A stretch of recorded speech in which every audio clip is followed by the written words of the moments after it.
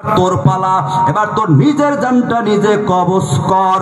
আল্লাহ যখন নিজের জান কবজ করার জন্য অর্ডার করবেন, অমনি মালাকুল মউত আজরাইলের মধ্যে খিঁচুনি শুরু হয়ে যাবে। কি যে খিঁচুনি, কি যে খিঁচুনি, কল্পনা করতে পারবে না। কল্পনার বাহিরে এমন ভাবে আজরাইলের মধ্যে খিঁচুনি শুরু হয়ে যাবে, কম্পন শুরু হয়ে যাবে। আজরাইল কোনোদিন কল্পনা করে নাই তারও একদিন মরণ লাগবে। কতক্ষণ ঠিক কিনা? এত মানুষের জান গুলো কবজ করেছে, এত জিন জাতির জান কবজ করেছে, এত ফেরেশতার জানগুলো কবজ করেছে, এত মাখলুকাতের জানগুলো কবজ করেছে। আজরাইল জান কবজের যে এত কষ্ট আজরাইল কোনোদিন কল্পনাও করে নাই। পরে সন্তানকে রিমান্ডে নিয়ে মারি দাও, তুমি টের পাও না মায়ের মধ্যে কত যন্ত্রণা, কত ব্যথার, কত আঘাত। কতক্ষণ ঠিক কিনা? যখন উল্টা ভাবে তোমার পিঠের উপরে রিমান্ডের বাড়ি একদিন পড়বে, তখন বুঝতে পারবা কত ধানে কত চাল। কতক্ষণ ঠিক কিনা? আজরাইল কোনোদিন কল্পনা করে নাই তারও একদিন মরণ লাগবে, তারও একদিন মরণ লাগবে। আল্লাহর অর্ডার হওয়ার সঙ্গে সঙ্গে আজরাইল কম্পন সৃষ্টি হয়ে যাবে।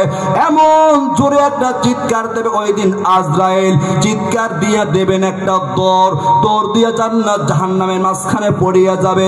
এমন চিৎকার, তামাম পৃথিবীর এক প্রান্তে যদি একটা প্রাণী বেঁচে থাকতো ওই দিন কলিজা ফেটে জায়গায় মরে যাইত।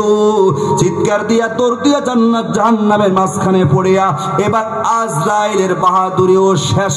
কুল্লুমান আলাইহা ফান ওয়া ইয়াবকা ওয়াজহু রাব্বিকা যুল জালালি ওয়াল ইকরাম।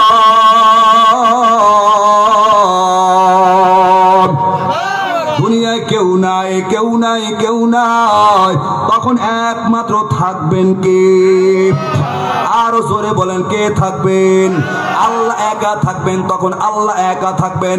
আমরা সবাই অন্ধকার কবরে মাটির বিছানায়।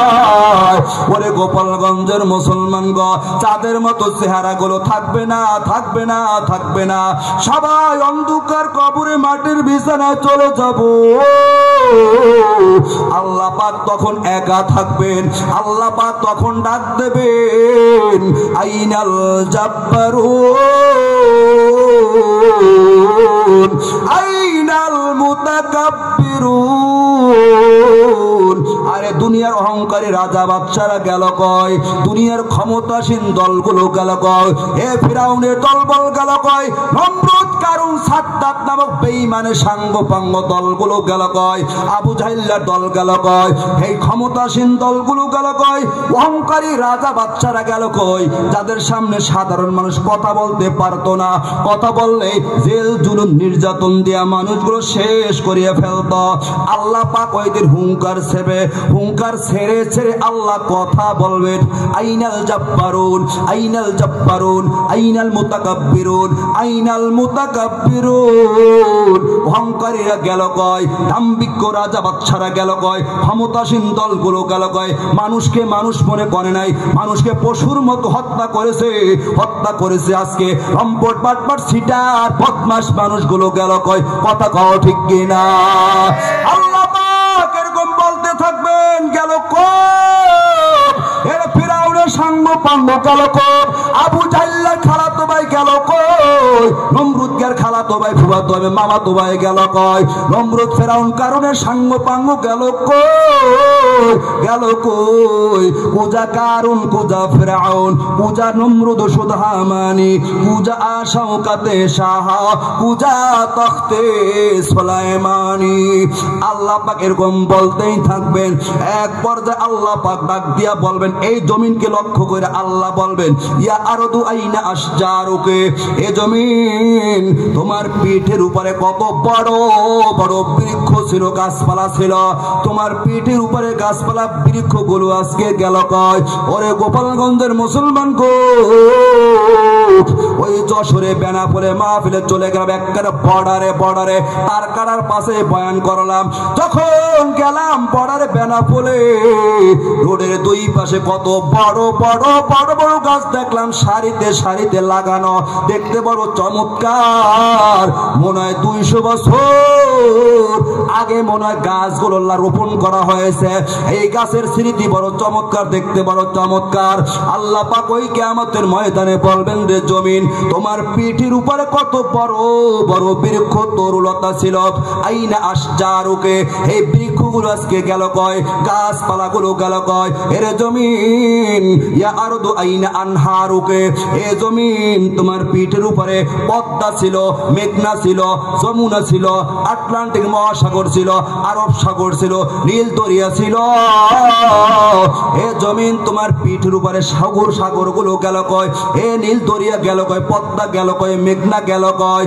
এর জমিন মধুমতি ছিল, গেল কয়। ইয়া আরদু আইনা আশজারুকে, ইয়া আরদু আইনা আনহারুকে, ইয়া আরদু আইনাল কুসুর।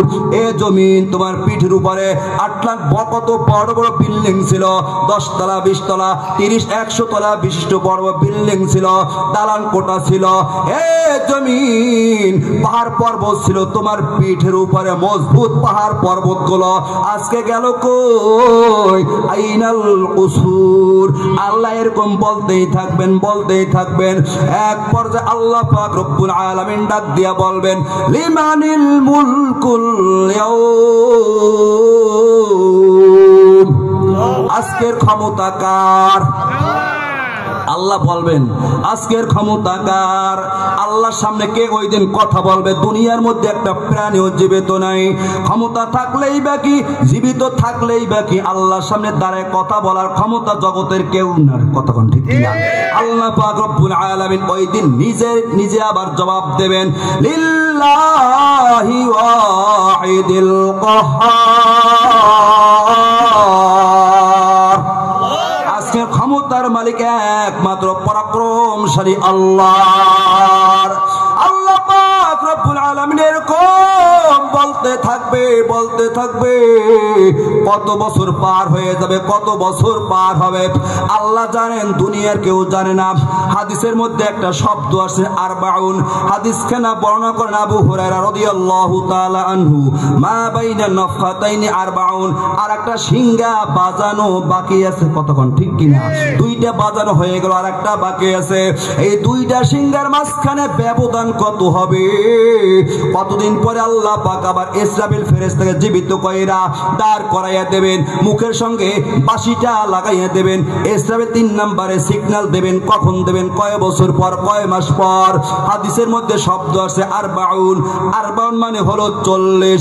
এই 40 দিন পরে কি আবার আল্লাহ পাক ইসরাফিলকে জীবিত করবেন, না 40 বছর পরে জীবিত করবেন? আবু হুরায়রাকে জিজ্ঞাসা করালো, ও আবু হুরায়রা, হাদিসের মধ্যে একটা শব্দ আছে মা বাইনা নাফখাতাইনি আরবাউন। এই আরবাউন দ্বারা উদ্দেশ্য 40 দিন পরে নাকি আবার ইসরাফিলকে আল্লাহ জীবিত করবেন। আবু হুরায়রা কয়, আমি জানি না, আমি আবু হুরায়রা জানি 40। আবু হুরায়রাকে জিজ্ঞাসা করা হলো, ও আবু হুরায়রা, এই 40 দ্বারা উদ্দেশ্য 40 মাস পরে নাকি আবার 40 বছর পরে, কোনটা হবে? আবু হুরায়রা কয়, 40 মাস উদ্দেশ্য না, 40 বছর উদ্দেশ্য। এটা আমি আবু হুরায়রা জানি না।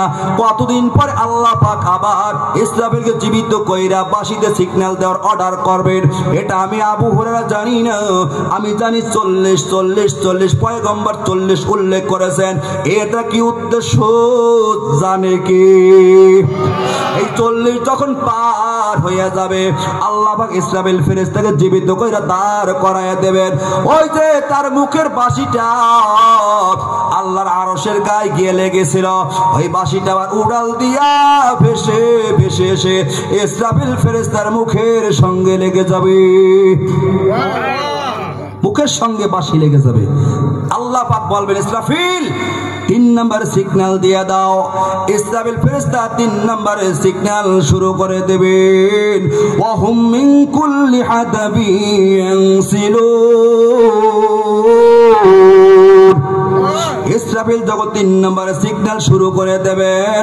3 নম্বরে বাঁশি বাজানোর সঙ্গে সঙ্গে মানুষগুলো কবরের ভিতর থেকে, পাহাড়ের ভিতর থেকে, জঙ্গলের ভিতর থেকে আরে বের হয়ে মানুষগুলো দৌড় শুরু করবে। ওই দিন আপনি দৌড়াবেন, আমি দৌড়াবো, মা দৌড়াবে, বোন দৌড়াবে, বিবি দৌড়াবে, আব্বা দৌড়াবে, যার যেখানে কবর হবে বের হইয়া দৌড় শুরু করব। ফাইদা হুম কিয়ামুন ইয়ানজুরুন